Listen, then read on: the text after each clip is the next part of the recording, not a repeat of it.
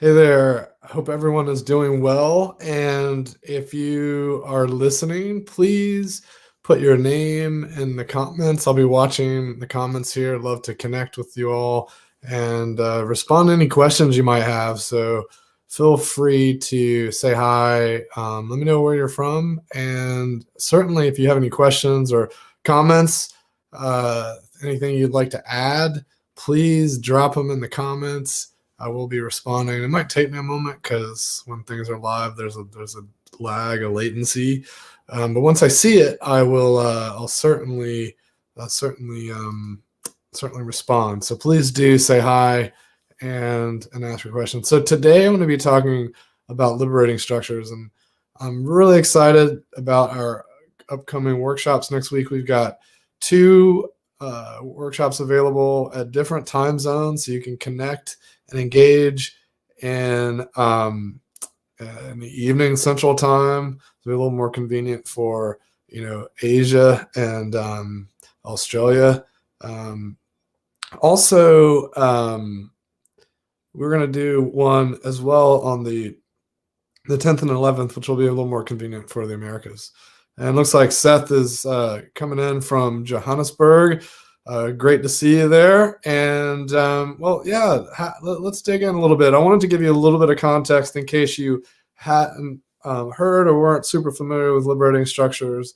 Let's go over a little bit. And in the workshop, we'll do some micro lecture like you're about to see me just kind of riffing, talking, except of course it'll be live. So anyone that has questions, we'll be having a dialogue about it. We can unpack some of it together. But honestly, that's going to be a very tiny, minuscule piece of the overall experience because we're going to make sure that you have a lot of opportunity to work with peers, because liberating structures is really about how we think about or how we go about distributing control. So as a facilitator, I'm going to step back as much as possible. I'm going to create space, create a container for you to do work and explore together.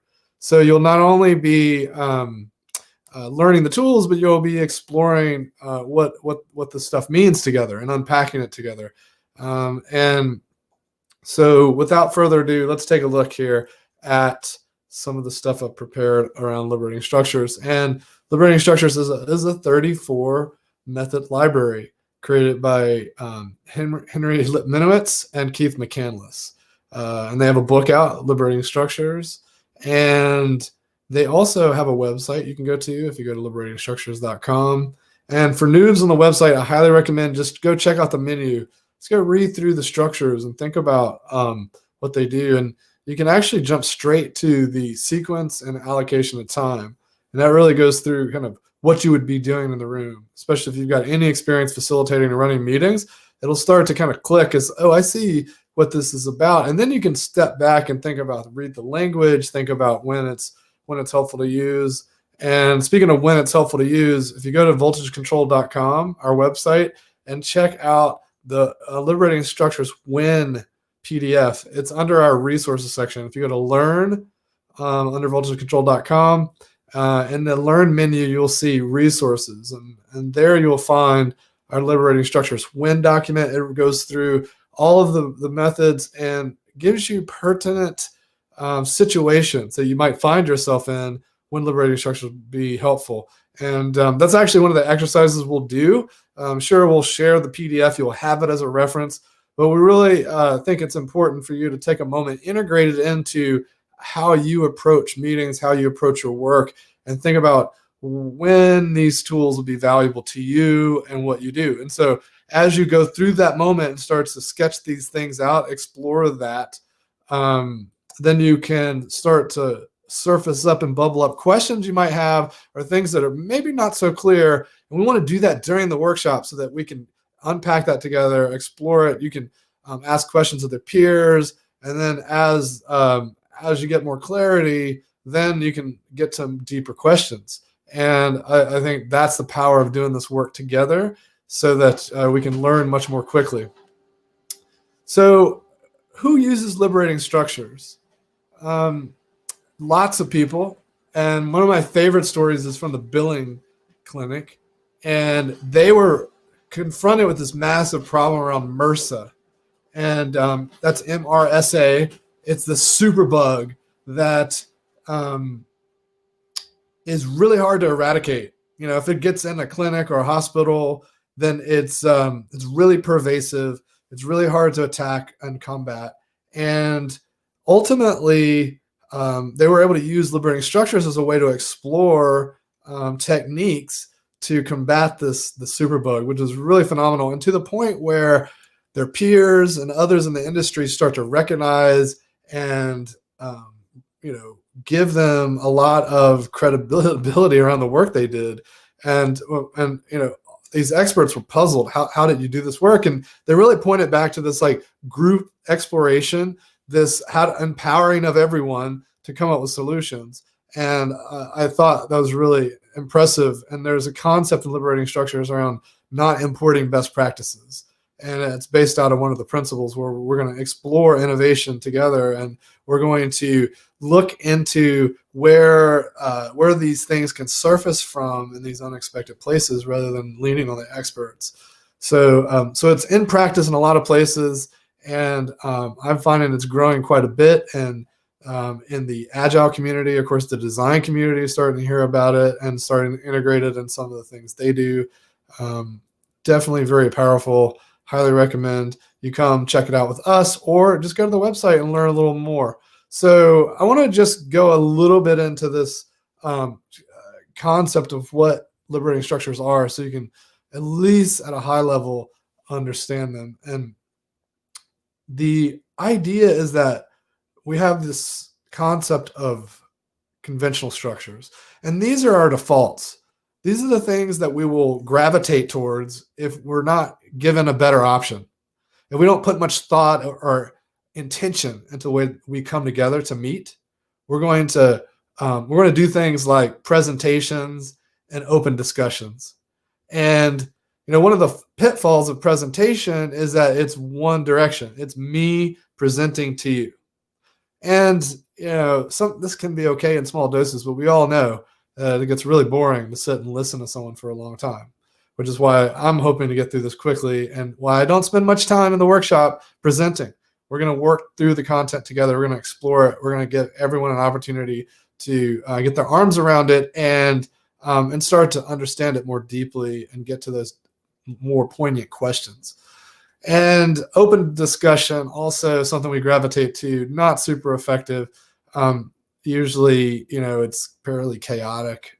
Let's add a little structure. Let's organize it a bit so that we can direct it toward outcomes, and maybe ensure that everyone has a place and everyone's involved. And that's really what liberating structures is about. Let's use these systems, these structures, to allow this emergent qualities to come about, and we target it toward an outcome we're curious about and we need to get to. So we're not going to over control, we're not going to stifle, but we're going to create the initial conditions by which this comes about, and we encourage it and we support it. So I love this graph. This is one of my favorite ways to distinguish liberating structures. So as I was just discussing, we've got a lot of conventional structures here, and let me get my marker out. And you see here, we've got these conventional structures over here, and they don't allow for including everyone, right? They're all over here on this left-hand side, which says not everyone's included in the shaping of the future.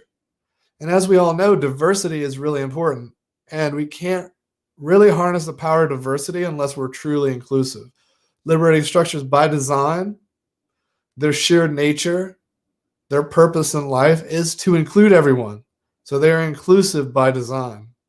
Also, you'll see that some of our conventional structures will distribute control, but some do not. And so here where we got managed discussion and status reports and presentations, they do not distribute control. They are basically saying that someone is in control of the content and decisions and direction. Everyone else is invited just to sit back, listen, or just go along for the ride. Now you have some of our conventional structures that do distribute control of content, like brainstorming and open discussion, but they're not structured enough for us to really get value.